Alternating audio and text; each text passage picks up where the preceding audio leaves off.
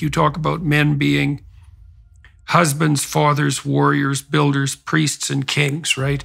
Then you could imagine that there's something behind that that makes all of that, makes it possible for all of that to become manifest. And that's the monotheistic spirit that the biblical corpus is attempting to characterize, right? And it looks to me, anthropologically, it looks to me like what's happened, and I'm not going to speak religiously, but it looks to me like what's happened is that people in their various tribal groups had dramatized patterns of adaptation, central patterns of adaptation, and then characterized those central patterns of adaptation with the attributes of something like a transcendent deity. And then as the tribes aggregated themselves, each of those visions of transcendent deity had to be integrated. That actually often necessitated war. There's actual war between different tribes for what vision is going to be dominant, but there's metaphysical battle too. You know, Mircea Eliade, the Romanian historian of religions, talked about the universal battle between the gods in heaven, which was an attempt in the metaphysical realm, the pleroma is what Jung called it, for these concepts to go to war with one another and then arrange themselves in a hierarchy. And so, anyways, it's quite fascinating to see that the same underlying drive. There's actually quite a few similarities in our experience. You know, you have Scandinavian ancestry, you had a child that had arthritis as well, and you seem to be wrestling with many of the same problems that have beset me for, you know, forever. So that was it's interesting to see that. I also read the Guardian review of your book, which was everything you'd expect and hope for from the Guardian. Yeah, hope for is the. I haven't read it, so you're one up on me there. But well, you could just imagine it. Oh, I'm sure. If they're praising you, then you've done something wrong. That's my usual motto. Yeah, yeah. Well, it's that's the thing. You know, if there's, to some degree, if you're not irritating the correct people, you're doing something wrong. That's something we could talk about too, because one of the dangers of the sort of enterprise we're involved in is the possibility of, you know, increasing the degree of polarization rather than offering a positive vision, which is what you're trying to do. It's a strange book for a politician to write. So let's start with that. Why'd you write this book? Tell everybody a little bit about the book, and then tell me why you were motivated to write it. Well, I was motivated to write it because I've got 2 little boys at home. I'm a father of 3, and my 2 older are boys, and then I've got a baby girl who's 2 years old. But really, Jordan, it was thinking about them. They're 10 and 8, my boys. And my oldest is Elijah, and my second is Blaise. And I write in the book about Blaise Pascal. So you begin to, though I don't draw this out in the book, I don't say it explicitly, if you read the book, you begin to get a sense of why my boys are named the way they're named and why these ideas that I write about are so significant to me. They show up even in my kids' names and lives. But thinking about my boys. It's Elijah, and what's your other, sorry, the other boy's name? Blaise, for Blaise Pascal. Oh, yes, Pascal, yeah. Yeah, who I write about in the book. But it really, it was thinking of my boys and my obligation as a father to help them grow into the men that they're capable of being that set me thinking about the book. And then in my work representing Missouri in the Senate, you know, I get to meet so many men from around Missouri and from around the nation, frankly, and seeing their struggles, seeing the sense of alienation they're dealing with, the sense of depression, the sense of lack of purpose. I have so many young men tell me that they feel like they don't have any vision for their lives, that they feel that the media is against them as men, that their educational system is against them as men. So it was really trying to key off of that and offer a positive, affirmative vision for what men are for and why it's good to be a man. Mm-hmm. So this idea, you covered a couple of things there, so that with your sons, for example, that you would like to encourage them to be the men that they're capable of being. You know, and I kind of wonder, I don't know if this is a reasonable proposition or not, but it might be. The maternal tendency is, I think, to value children for what they are. And the paternal tendency is to value children for what they could be. And then if you have that nicely balanced, and I mean, a man can value children for who they are as well, and a woman can encourage what they could be. But broadly speaking, the symbolic proclivity the essential proclivity seems to be that. And I think that's partly, perhaps, you tell me what you think about this, women have to bear the responsibility for primary caregiving in early infancy in particular, first year. And there isn't a lot of, there's an awful lot of taking care of immediate needs in that first year. Like the child's immediate needs are paramount because the child is so utterly dependent, born early as our human infants are, and in a state of utter dependency. And then, of course, women have to wrestle with the difficulty of transforming from that state of hyper caregiving where needs are predominant, the needs of the moment are predominant, into facilitating the independence of the child. And that seems to me to be where the paternal, the patriarchal, the father is particularly paramount to encourage. Maybe that's the primary paternal role, is to encourage. So is that in keeping with the experience that you had as a father? And does that make sense to you? Is there anything you'd add to that? No, that has been my experience, and I can remember before I was a father, and I tell the story in the book, when I was a coach. I was a young man, I was 23 at the time.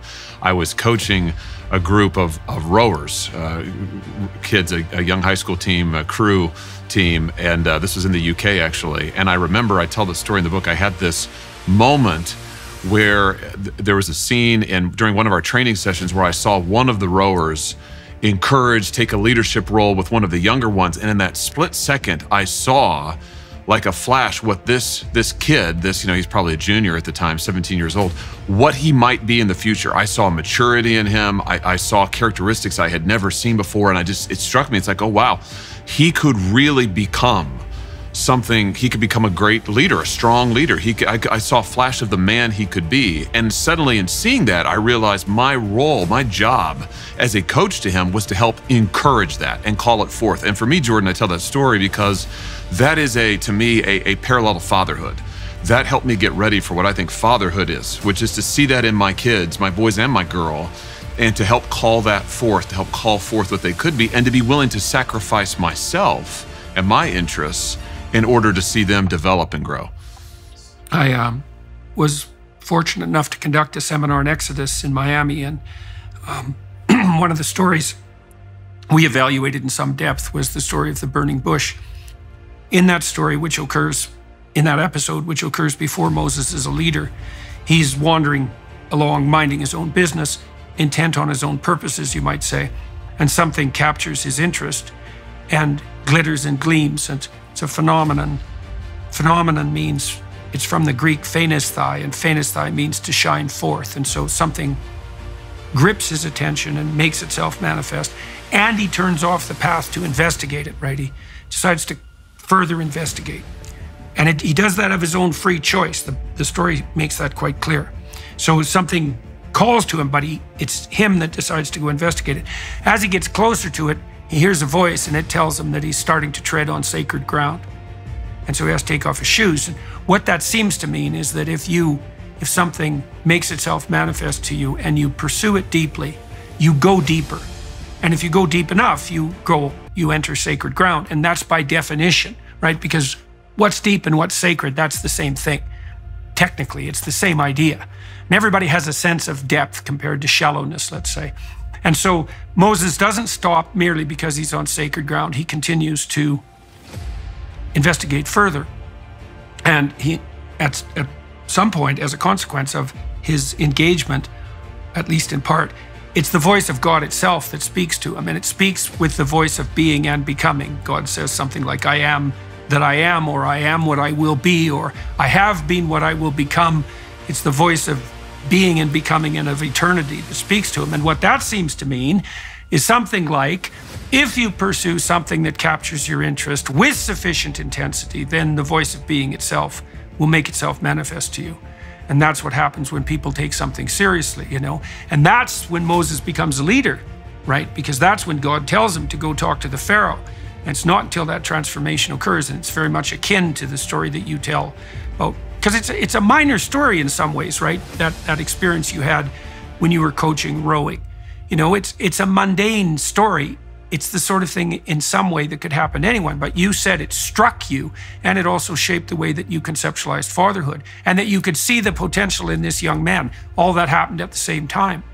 Yes. Yes, all of it happened at the same time, and it was a significant moment. It was a mundane setting, I suppose, much like a bush in the wilderness, right? But it was a significant moment in that it really shaped my sense of, at the time, as a 23-year-old, coaching a group of kids, what is it I'm supposed to be doing with these kids? And it just like a flash, I thought I'm supposed to be helping them not only become better athletes, of course, but to become the men that they might be. And there was a sense of sort of responsibility that came with that. Having seen who these kids might be, having seen what they might be, having seen their potential, I was obligated to help call that forth. And I think as a father, that's absolutely what we do as fathers. So that's the responsibility we have as fathers.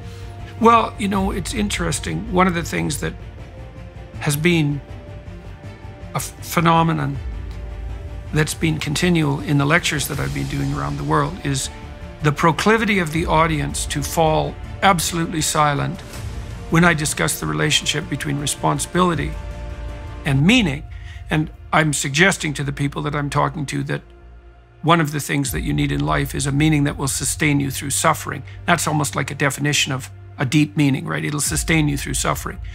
And I offer the possibility that the place you find that is in responsibility. And this is something conservatives have been bad at. They're bad at it because they hector and lecture young people about what they should do, as if it's a kind of detached morality. You should be good because being good is the right thing. It's like an abstract call to duty. And there's something in that. I don't want to be cynical about that, but that's not the core issue.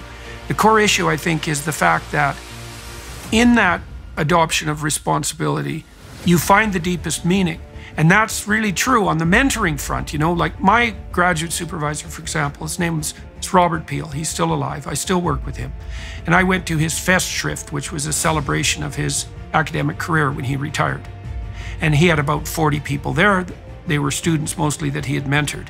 And it was an extremely positive event. And the reason for that was because Bob was a very, very good mentor. He gave credit where credit was due. He tried to develop people, and he didn't take He distributed his ideas widely and was generous with them, and he taught people how to be independent and how to conduct themselves as independent researchers, and he helped them develop their lives and their careers as scientists and academics and clinicians. And he was really good at it, and he really liked doing it. That's the crucial issue here. It's that there's a meaningfulness in mentorship that justifies the sacrifice. Because you might say, well, why bother developing other people? And part of the answer to that, this isn't just a hedonistic answer, is that, well, there isn't anything that's more delightful and meaningful to do than that, as far as I can tell. I mean, maybe my relationship with my wife in some ways would triumph over that, and some of the intellectual interests that I've pursued. But other than that, that pleasure in aiding the best in other people to come forward, I don't think there is a deeper pleasure than that.